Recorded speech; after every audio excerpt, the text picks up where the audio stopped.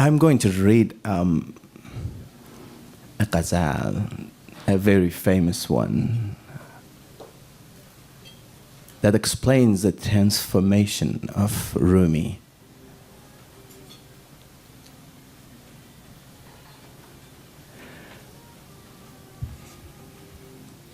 مرده بودم زنده شدم گریه بودم خنده شدم دولت with you gave me life, transformed me from a constant crying into a constant laughter. My eyes are full, are fulfilled. They want no more. They have everything. My heart is daring like the lion.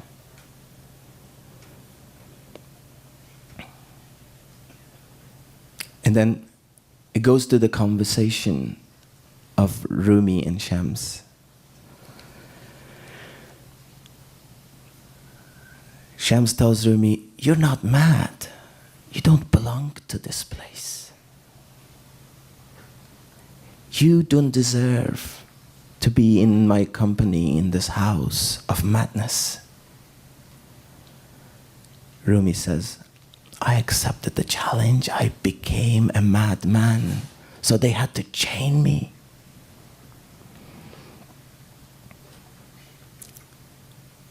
Shams tells him, but you're not drunk.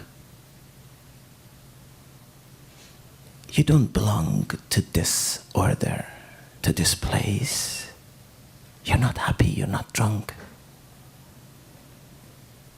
Rumi says, I accepted the challenge. I went and became drunk.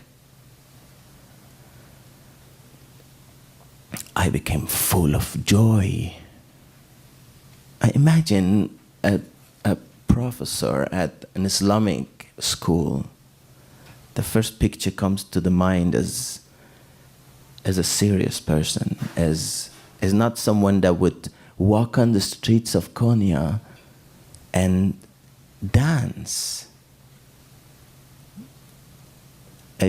For the Iranians, it's more clear. Imagine a mullah who would dress up the way he dresses up, walks out of a religious school, Jose Elmiye, and then hears the music and in the middle of the streets begins dancing. This is the state of Rumi. This is the true story of what happens to this man who was in a level of, in a very high level of teaching, like an Ayatollah in his time. And then he walks out, he changes, he totally transforms to something else. He begins talking, preaching, living every moment of love. And this is the challenge. You go tell this man, you're not mad, you're quite serious, you're quite sane. You gotta lose this sanity. And he says, yes, I'll take that challenge. Since I'm dead, I feel dead inside. There's nothing. Even though I have all the glory. And then you gotta become drunk. Imagine, again, an Islamic school teacher that acting like drunk, even that would be a sin. And he accepts that challenge. He becomes drunk. He becomes full of joy. He begins dancing. گفت که تو کشته نی در طرب آغشته نی پیش رخ زنده کنش کشته و افکنده شدم گفت که تو زیرککی مست خیالی و شکی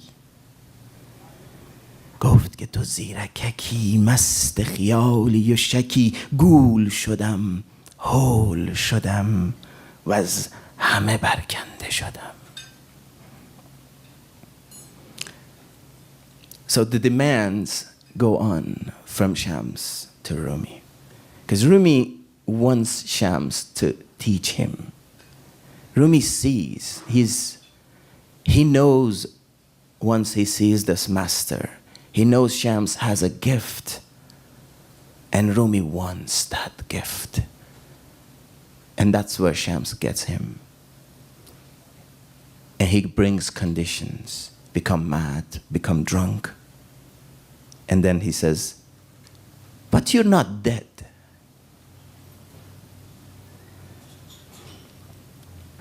You're not dead of your own self. You're not drowned into the ocean of joy. I don't see that joy in you. And Rumi says, I accepted the challenge before his life-giving presence. Before his life-giving presence, I killed myself.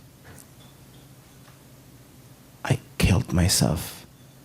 I humbled myself. I killed all that glory, whatever that was remained from the past. Then he says, but you are one of those smart, sharp ones. Zirakak, ziraki, the sharpness, the being very clever, very, very smart, is something Rumi in other places and Masnavi says, Ziraki zeblis o ishq an adamist. He says, this sharpness is a work of the devil inside us. Because we try to be sharper than the other. We're trying to compete, to be smarter. And Rumi tells us this sharpness is the great enemy within, especially for the ones who have it. Especially for those. The other challenge is, Shams tells Rumi, you are Zirakak, you are that smart one. You are very sharp. You are drunk of a dream, a desire, or an illusion. You keep thinking, you keep bringing doubts.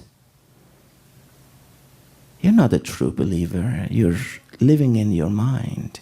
Your brain is too sharp. It's working against you.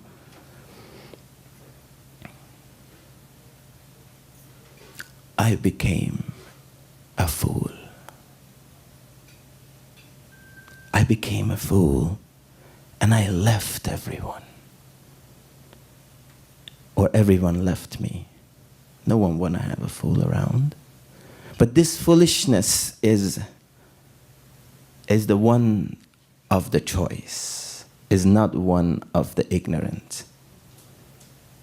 Is when the very sharp one act foolishly because they don't want to be in the trap of their own sharpness. They want to go beyond. They want to live the love. The sharpness is the work of the devil, while love is the work of the man. زیرکی ز ابلیس و عشق آن آدمی است. So in the realm of love, we cannot be sharp. We cannot use our sharp mind too much. Then it becomes a competition. It becomes a matter of achievement, gaining, while love is the place to lose.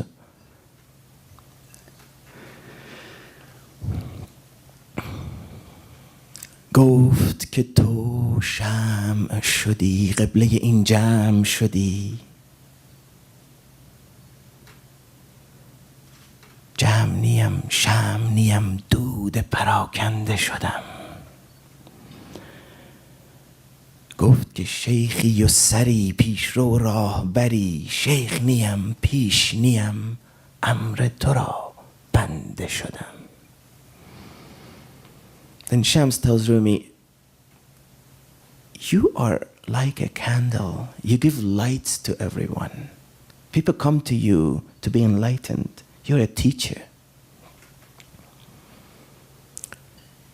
People pray in your direction. They follow you. You have fans. And Rumi says, I am not the candle anymore. I don't want a community of followers. I am that scattering smoke that comes out of the dying candle. So I killed my light. Yes, you're right. I'm burning and giving light and warmth to others. But the one you have is different. So Shams wants Rumi to kill his own light, to become more and more empty. Because all those fans of yours, as Rumi says in other places, are your enemies. Those are the ones that make your ego greater by following you. Their idea that you are great. Once they tell you a compliment, they poisoned you. It already goes within, oh, maybe I am somebody. And that's what Shams wants to take away from Rumi. He was somebody, after all.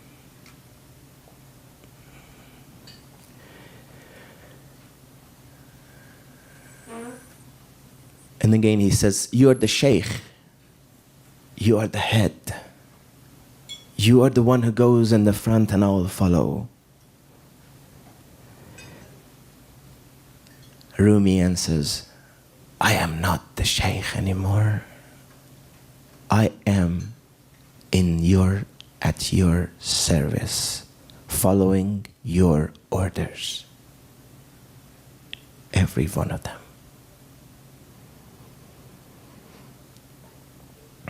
گفت که با بال و پری من پر و بالت ندهم در هوس بال و پرش بی پر و پرکنده شدم.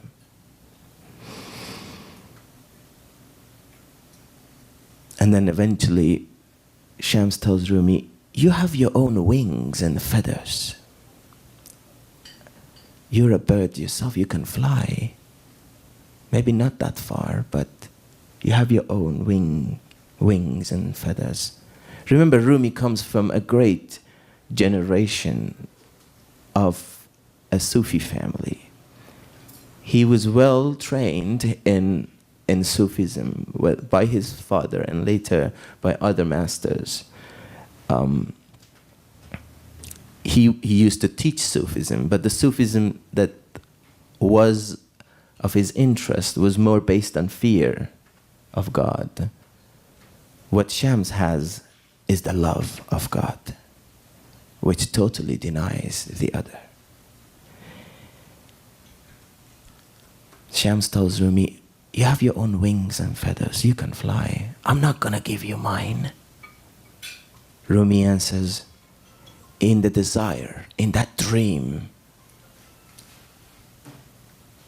to gain, maybe gain, because it's a gamble, maybe gain those feathers of Shams, those wings of Shams.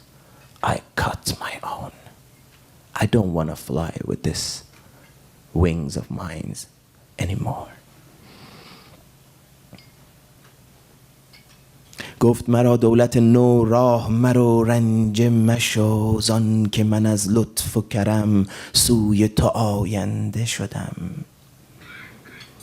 گفت مرا عشق کهن از بر ما نقل مکن. گفتم آری نکنم ساکن و باشنده شدم. So after all this conditions, and Rumi accepting every one of them, leaving behind that glorious life he already had, Shams gives him the good news. He says, Now you have a new kingdom. Now you have entered a new realm. And don't be bothered by my attitude. Because my compassion and the gift in me is coming for your future.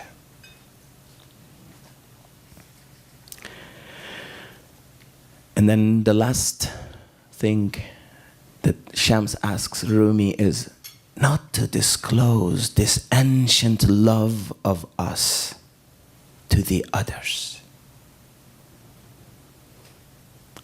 You imagine Rumi is in such a ecstasy.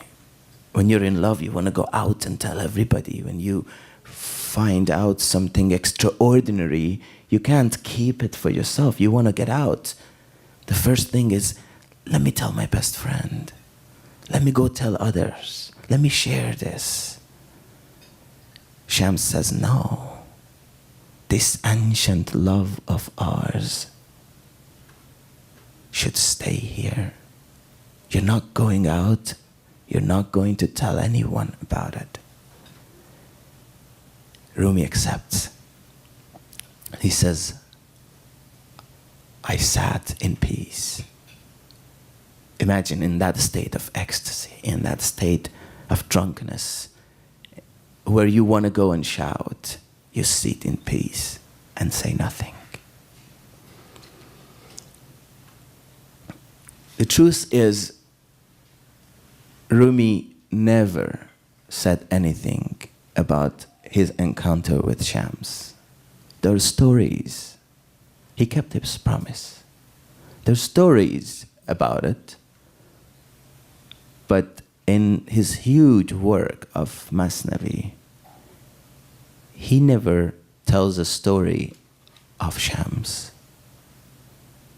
There is so many poems dedicated to his love of his guru in Divan of Shams. But Rumi never tells us the story. We don't know what happened between them. We just know that something so magnificent happened that a mullah, a religious scholar from a religious school, becomes a lover, a poet of love, the prophet of love, that burns us today 800 years later.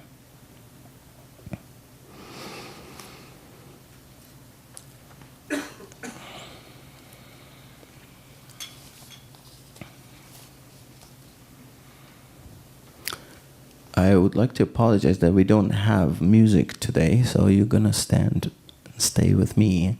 You're gonna bear with me. We'll be reading more poetry. And there are some papers maybe on your tables. If you have any questions that you like to ask, once we have intermission, I'll collect the papers and maybe I go over them as much as I understand.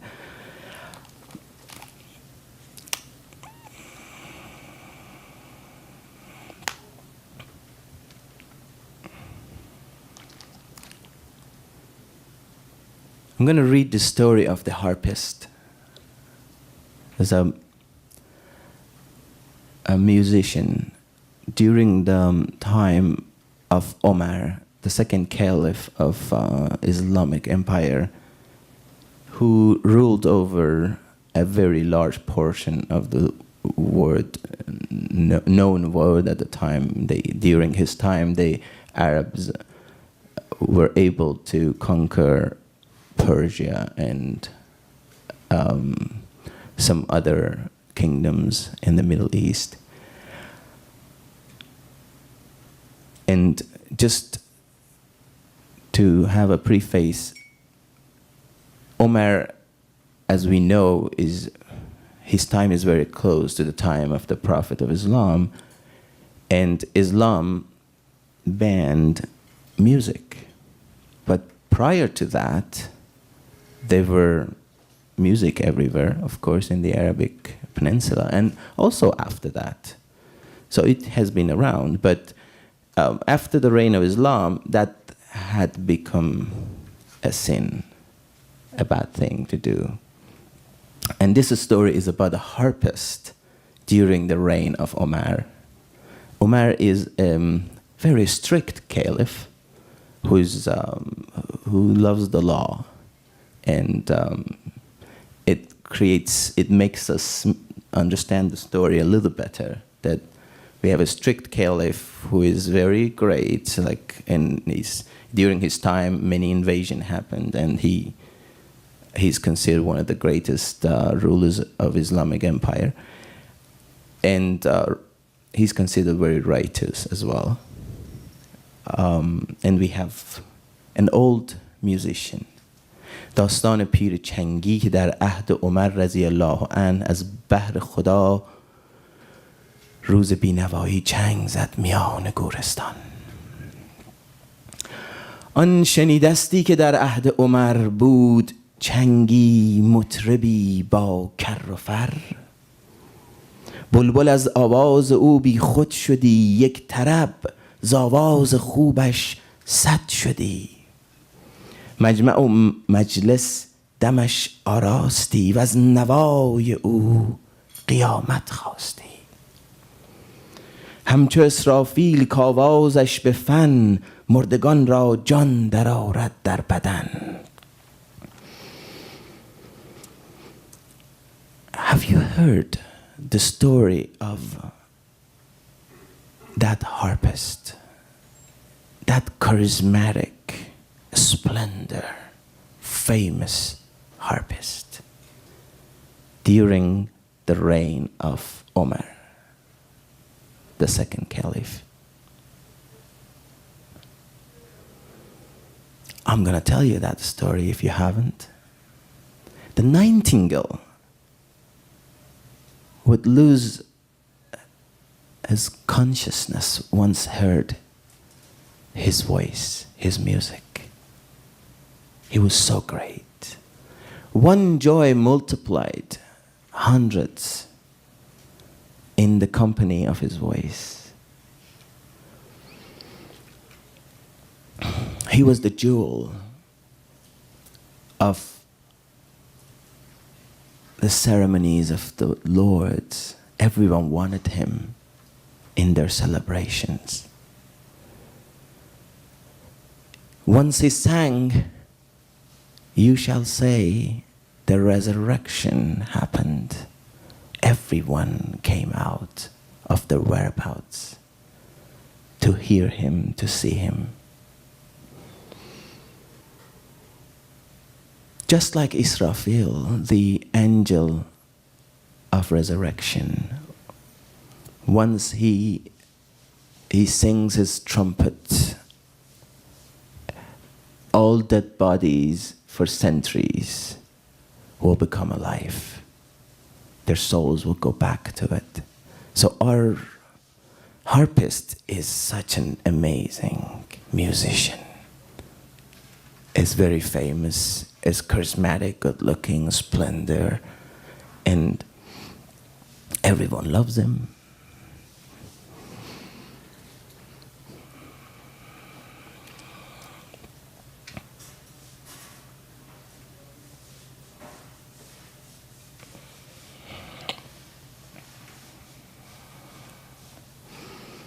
انبیا را در درون هم نغمه هاست، طالبان را زان حیات بی‌به هاست. نشنود آن نغمه ها را گوش حس، کز ستم ها گوش حس باشد نجس. نشنود نغمه پری را آدمی، کو بود ز اسرار پریان اعجمی. گرچه هم نغمه پری زین عالم است، نغمه دل برتر از هر دو دم است. So I want to go a bit about Rumi's style of storytelling. He brings a story to tell us his own things. The line of story is beautiful. Usually a huge transformation happens. There is an event and something happens to our characters. But then within the story, he usually brings other stories and goes over explaining the reasons of Rumi's heart to tell us this particular story. So, since the story is about a singer, a harpist, a musician, Rumi goes, and the prophets also have musics within them. For those seekers who seek it, there is never-ending lives. There is the water of life within those musics of the prophets. But it's not easy for the sensual ear to hear them because of so much injustice that's been going on with that ear. That ear is not clean. You need to clarify it to get the purified message of the prophets, music of the prophets, so you can gain a new life, and many of them. And then he goes about the angels. Angels also have music in them. And for us, the human, it's not possible to hear. They're from the other realm. Although the prophets could hear them. So they are partly from this world.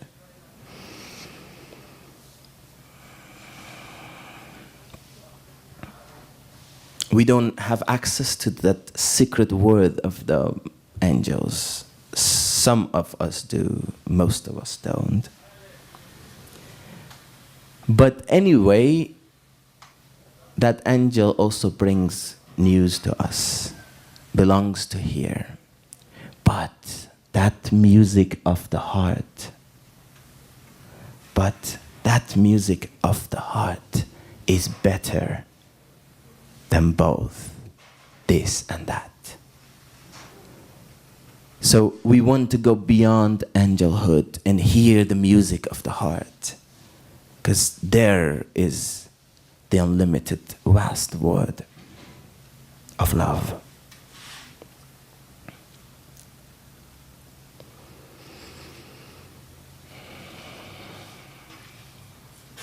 که پری و آدمی زندانی اند، هر دو در زندان این نادانی اند.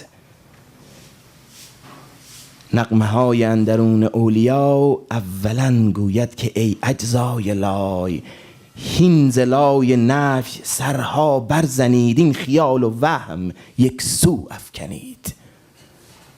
So this goes more and more to the depth of Rumi's telling us that the angels and the human both, and the man both, they're in the prison.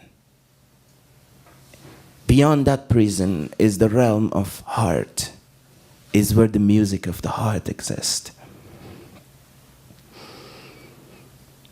And they don't know, they're ignorant of the heart. This music has qualities, and the main part of that is to say no. To say no to the ego, to kill it. To be free of illusions and false dreams. So there we can hear, we can clean our ears and hear the heart talk.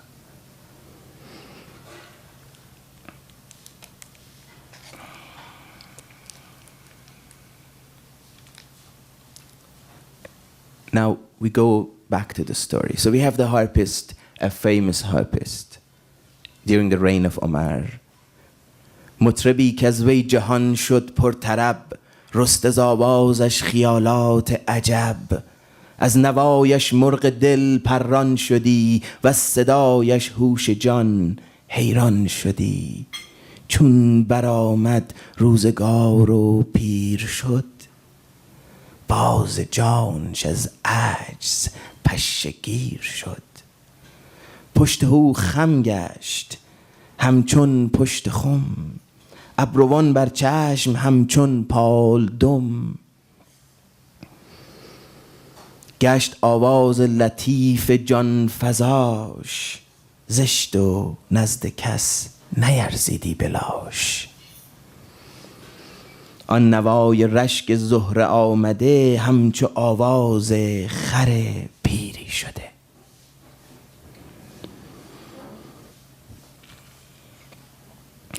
So that splendor, charismatic, famous, joyful musician, singer, that would create dreams, unbelievable dreams in his audience.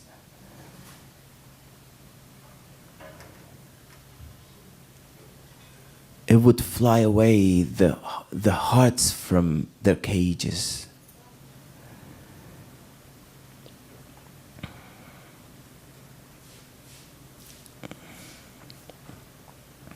When the time passed and he became old,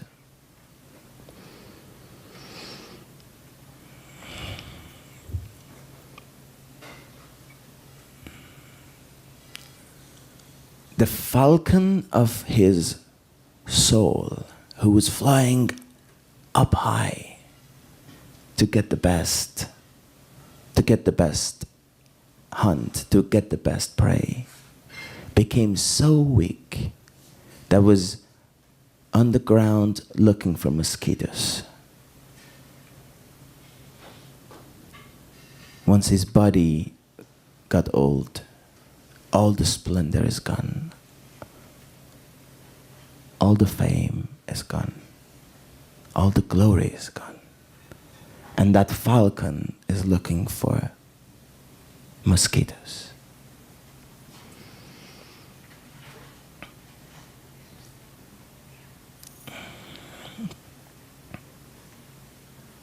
That beautiful, loving voice of him that would give you more life, that would expand your life, became ugly and did not worth a dime. Literally, it says it did not worth a dead body. And we know that body is like, in Persian, it means basically, you rather not have it, no? So it did not worth, it was worthless. That ugly voice of his. Such a beautiful voice that that Venus, the star, the singer star of the galaxies, was envious of, became like the voice of an old donkey. No one wanted to hear.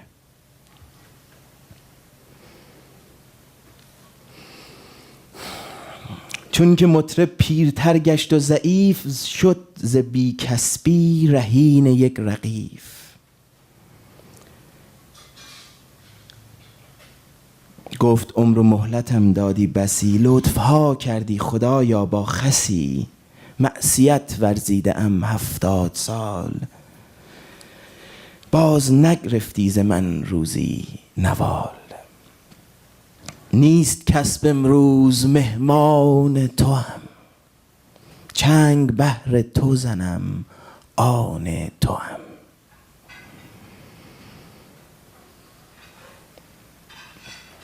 So when he became really old and weak,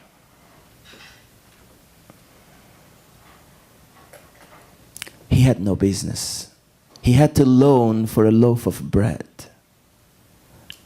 And we can imagine one day he had so much money, so much glory. And today he's a pride man.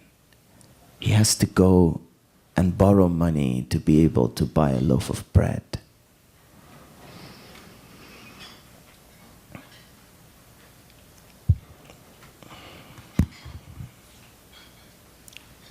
He tells God, oh God, you've given me the opportunity of life and time all these years I've lived in glory, you've been compassionate to me. You've been kind to me. And I didn't worth it. I have sinned for 70 years. But you never took away my daily bread.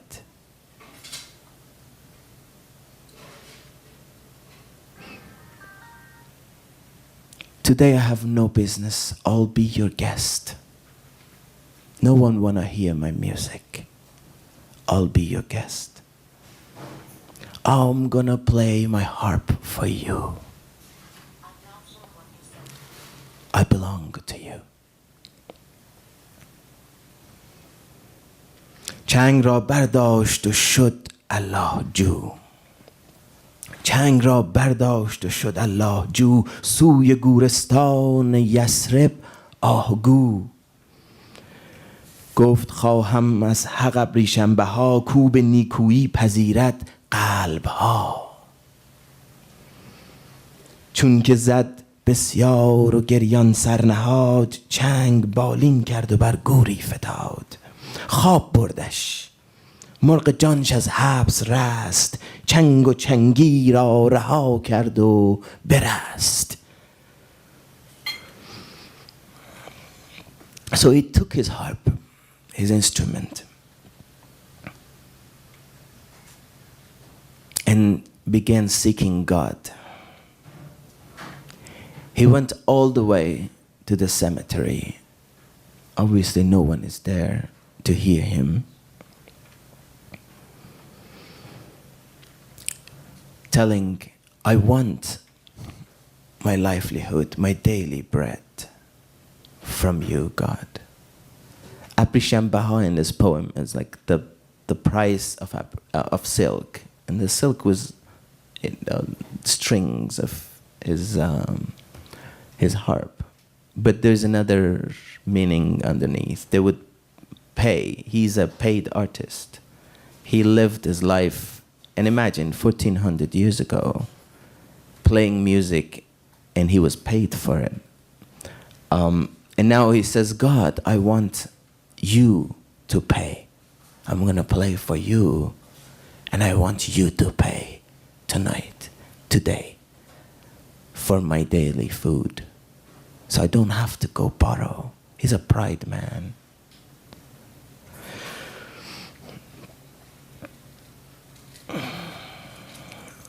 I want to play for you so you would pay. Since you accept the hearts, you pay for the hearts.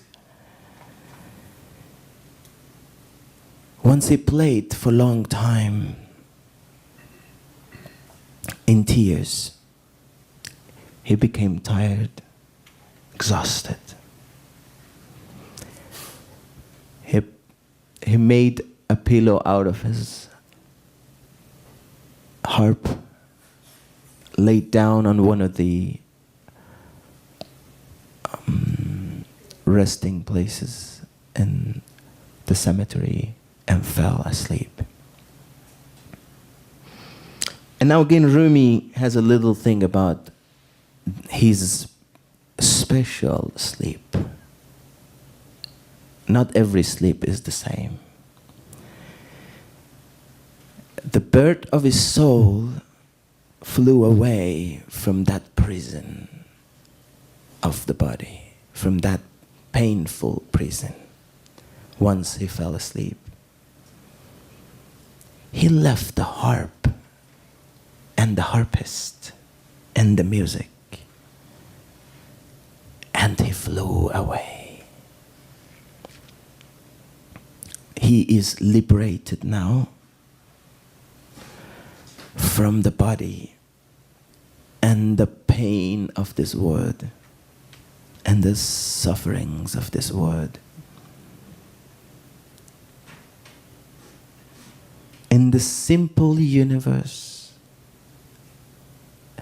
and savanna of soul, he is flying.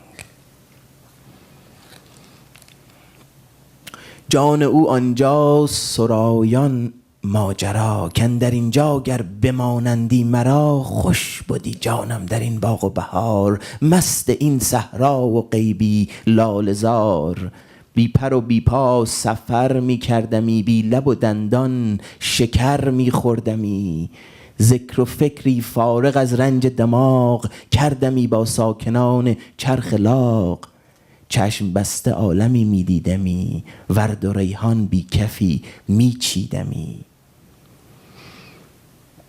مثنوی در حجم گر بودی چو چرخ در نگنجیدی در او زین نیم برخ. So this state of him once he's in that beautiful dream, his soul is singing in that universe and thinking and saying, oh, I wish I could have stayed here. It's so beautiful, so happy. In this spring and garden, I'm drunk in this savanna, in this unseen world. I don't need wings. I don't need legs to go on a trip. I don't need a mouth or teeth to eat sugar. Everything is in abundance, limitless, where I am. Without my eyes, I could see an unlimited universe. All the pleasures are different here, much deeper. If this book, Masnavi, was from here all the way to the sky, Rumi says, I could not explain his state of being, his joy in this dream. We go back to the story.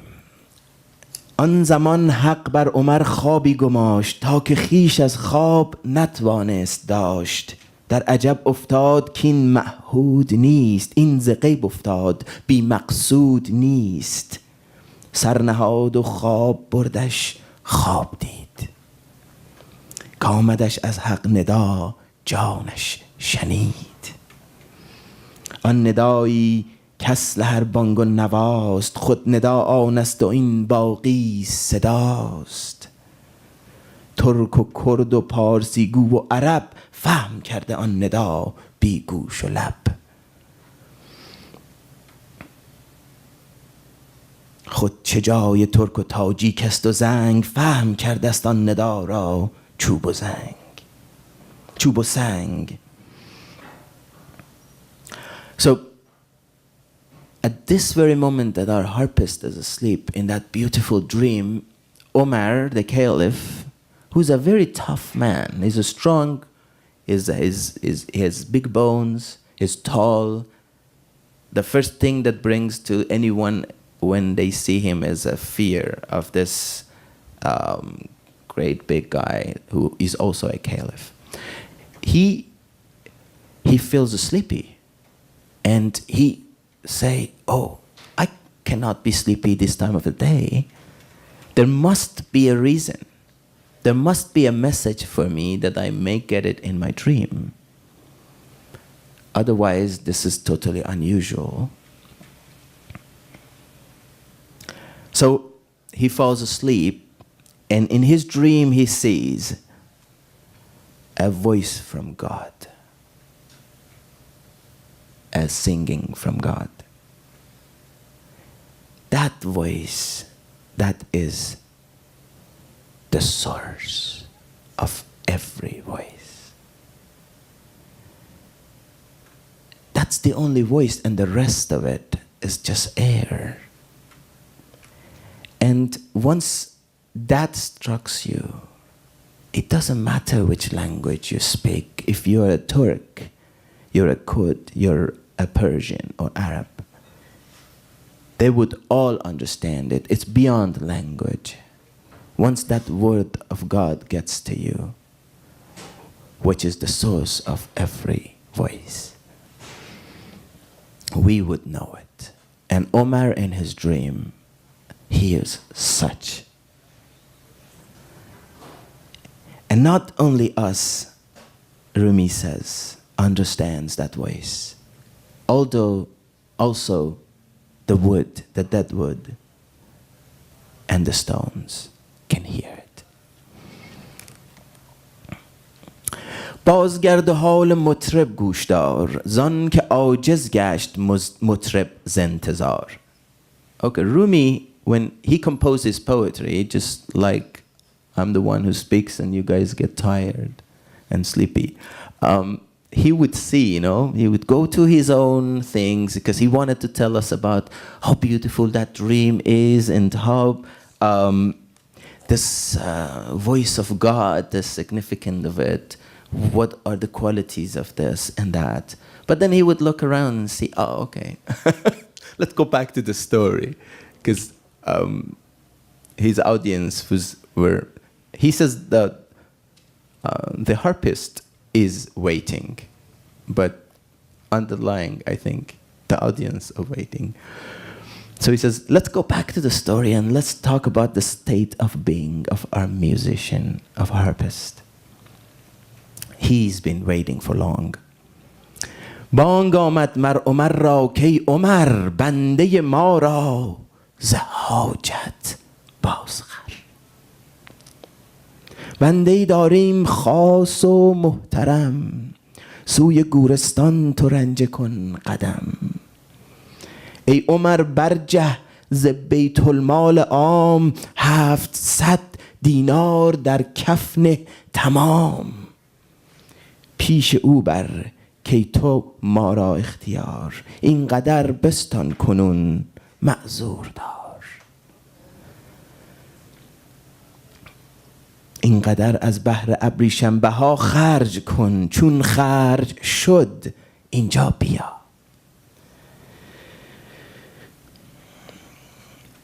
پس عمر زان هیبت آواز جست تا میان را بهر این خدمت ببست.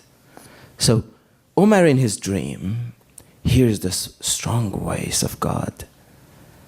Oh Umar, we have a servant, a needy servant. Go and help him. We have a special servant with so much respect with us. Go to the cemetery.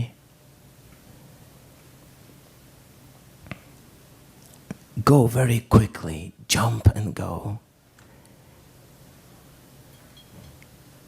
Get 700 coins of gold, 700 complete coins of gold from the taxpayers, from the treasury, and run to the cemetery. Take it to him and tell him, please, this is the offering, take it. Sorry, it's not that much. This is for daily life, for your daily life, the price of your silk, your string. Go spend it, and once it ends, come back to us. Come back again. 700 coins of gold was a lot of money at the time. I can't tell you how much, but it was enough for the rest of this old man's life, for sure. A good life. But even the voice says, when you take so much money, it's so little for the heart he brought to us. And tell him, don't worry, go spend it. Sorry, it's little. Once it ends, come back to us. So Omar woke up suddenly from the charisma in this voice and immediately went to do the job. سوی گورستان عمر بنهاد رو در بغل همیان دوان در جستجو گرد گورستان دوانه شد بسی، غیر آن پیرو ندید آنجا کسی. گفت این نبود دگر باره دوید، مانده گشت و غیر آن پیرو ندید. گفت حق فرمود ما را بنده است، صافی و شایسته و فرخنده است. پیر چنگی کی بود خاص خدا، حبذا ای سر پنهان حبذا. بار دیگر گرد گورستان بگشت، همچو آن شیر شکاری گرد دشت. So Omar wakes up from the voice, runs to the treasury, he's the caliph, takes 700 coins of gold, runs to the cemetery.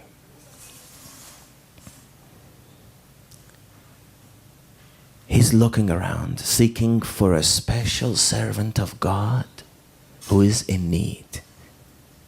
That's what the voice told him. He runs and he sees this old harpist. He says, no, that cannot be it. As I said, in Islamic Sharia, being a musician meant being a sinner, didn't have any value. So from Omar's point of view, in Omar's judgment, this man had sinned for 70 years. Rather, maybe he was supposed to get some punishment rather than being a special servant of God, something like Omar considers himself to be. So the story says Omar runs around several times like a lion after a prey and trying to make sure that this man is not the man that was told to him, that a special servant with so much respect before God. And he comes back and sees nobody. And then he says, no, this cannot be it. In doubt, running again.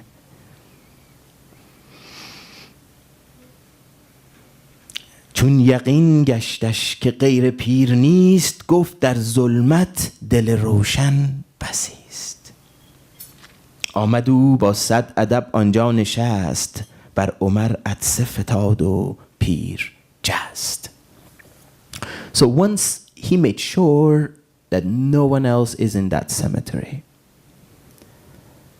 So he thought, yeah, maybe against odds, in the darkness there are sometimes enlightened hearts. So he went with so much respect, very slowly, to the sleeping harpist. And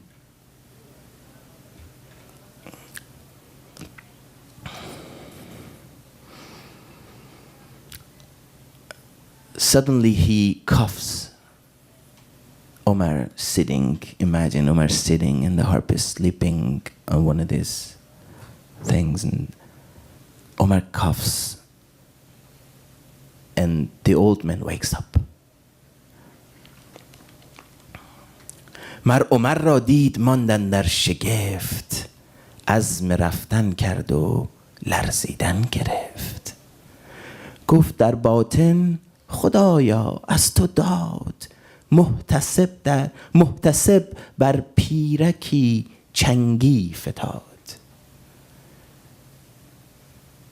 چون نظر اندر رخ آن پیر کرد، دید او را شرمسار و روی زرد. So,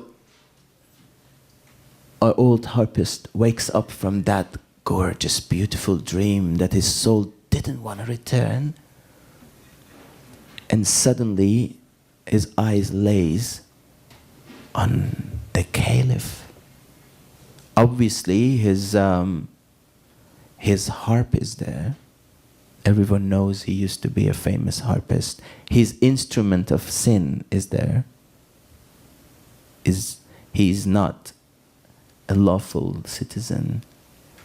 And there you have the caliph, the judge.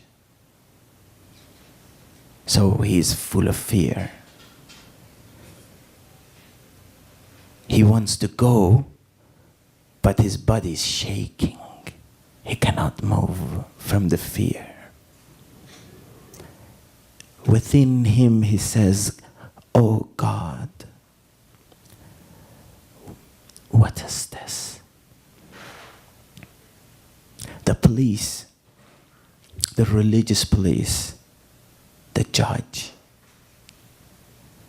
is it's here, right, watching at an old harpist. I'm in trouble. I'm going to be punished. Then Omar looks at him and notices. He's a wise man. He knows what he does. And he knows from the shake in the old man, from his behavior, that he's full of fear and shame. His face turned yellow from the fear. پس عمر گفتش مترس از من مرم، کت بشارت ها ز حق آورده ام. چند یزدان مدحت خوی تو کرد، تا عمر را عاشق روی تو کرد. پیش من بنشین و مهجوری مساز، تا به گوشت گویم از اقبال راز. حق سلامت می کند می پرسدت، چونی از رنج و غمان بی حدت. نق قراضه چند ابریشم بها، خرج کن این را و باز اینجا بیا. So Omar notices the fear in our old harpist. And the first thing he does is trying to calm him. He says, "Don't fear me. I'm not here to punish you. You don't have to escape. I have brought you good news from God Himself. God has given me such a beautiful description of your qualities that I instantly fell in love with you. You are that special servant of God.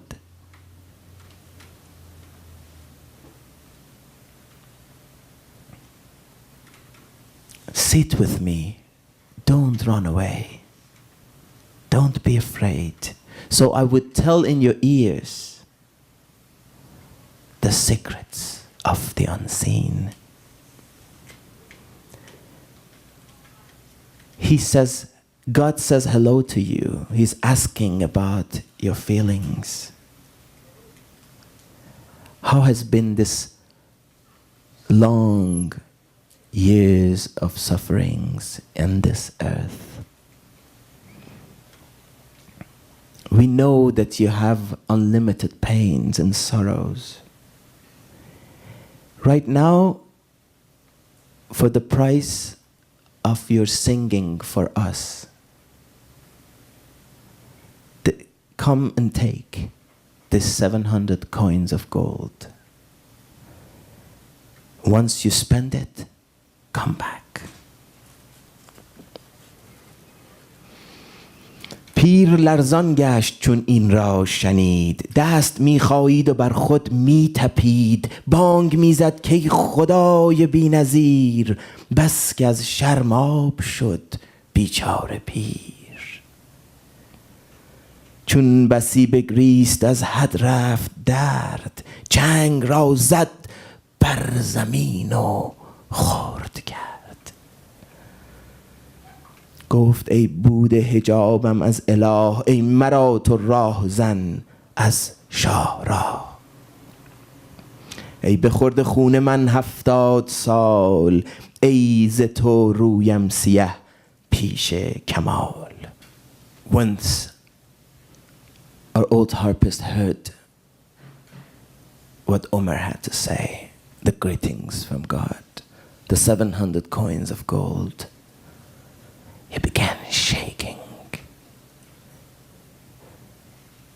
but not from fear, this time from love. Melting in that universe of love.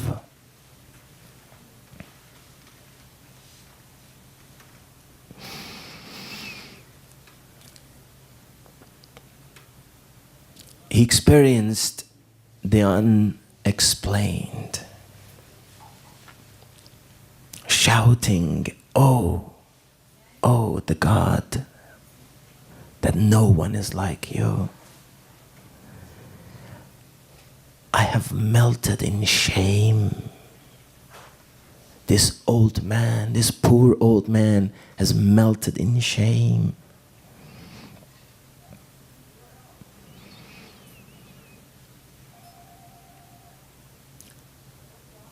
A broken tear, and once in full of tear, losing himself from that pain of love and shame, he took his harp and broke it into pieces. He took his harp and broke it into pieces, telling the harp, you've been between me and my God. You've been between me and the love. You were my passion. You took all my attention. You took everything of me. You've been drinking my blood for 70 years.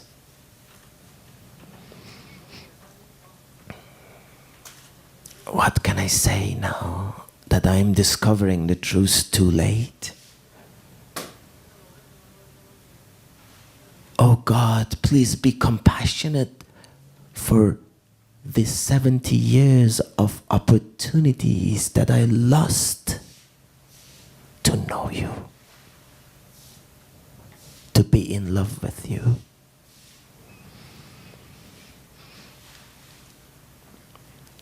داد حق عمری که هر روزی از آن کس نداند قیمت آن در جهان. خرج کردم عمر خود را دم به دم، در دمیدم جمله را در زیر و بم.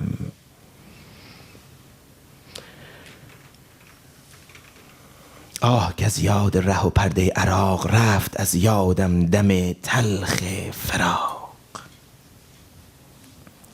So he keeps telling himself how much he has lost in his 70 years of passion for the harp. And he asks God for forgiveness, for compassion. He feels, yes, happy, yes, in shame to feel such a love. Only one time he went to sing for God. Only one time. And he got received. He got accepted. But to him, that pride man of passion, he now thinks of the 70 years that he has lost in singing, in the other passion.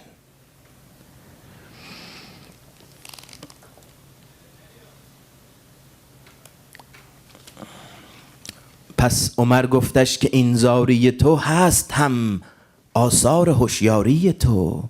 راه فانی گشته راهی دیگر است، زان که هوشیاری گناهی دیگر است. هست هوشیاری ز یاد ما مضی، ماضی و مستقبلت پرده خدا. آتش اندر زن به هر دو، تا به کی پرگره باشی از این دو همچو نی.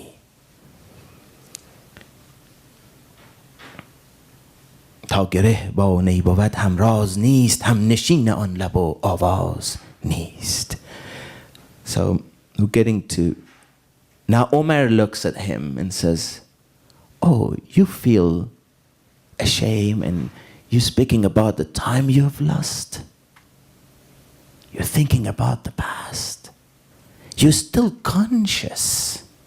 In the realm of love, consciousness is not accepted.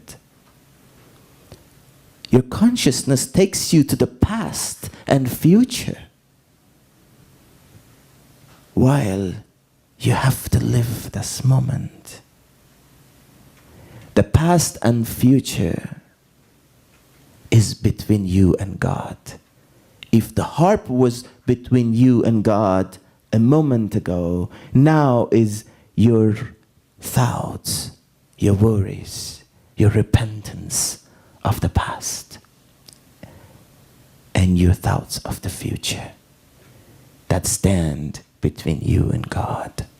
Burn them, throw them away.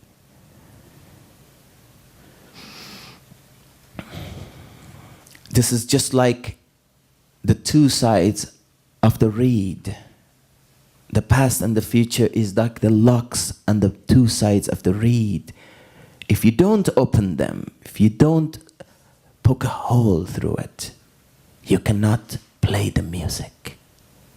So Omar explains it to the harpist in a musical term, that you gotta get rid of these two blocks.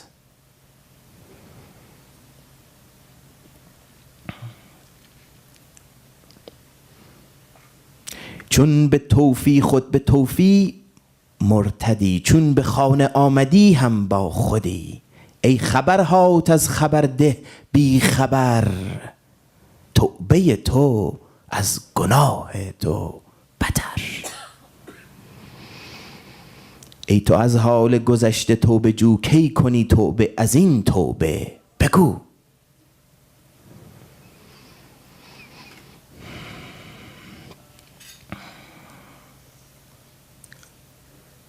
So Omar continues that these messages you bring, this news that you bring, has no sign of the truth. This shame, this repentance in you tells me you have not really touched the love. Oh, the one that you are repenting the time you have lost. When are you going to repent from this repentance?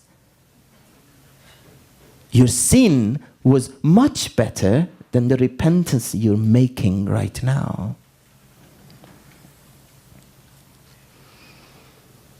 چون که فاروق آینه اسرار شد، جان پیر از اندرون بیدار شد. همچو جان بی گریه و بی خنده شد، جانش رفت و جان دیگر زنده شد.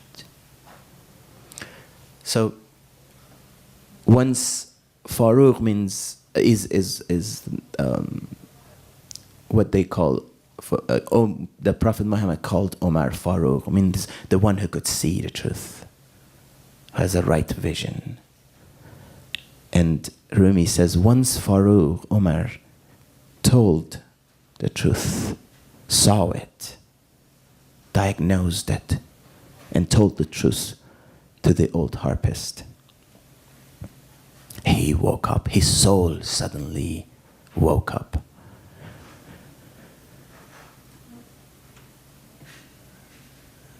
Just like the soul, he went beyond cry and laughter. That soul that would cry and laugh left him, and a new soul emerged.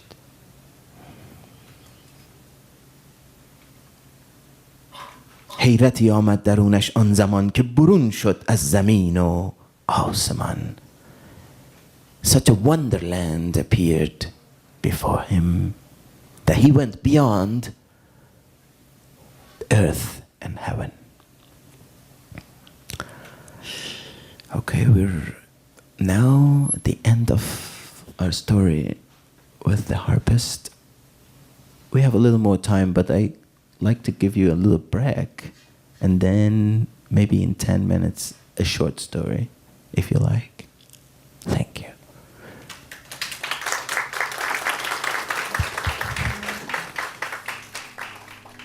And please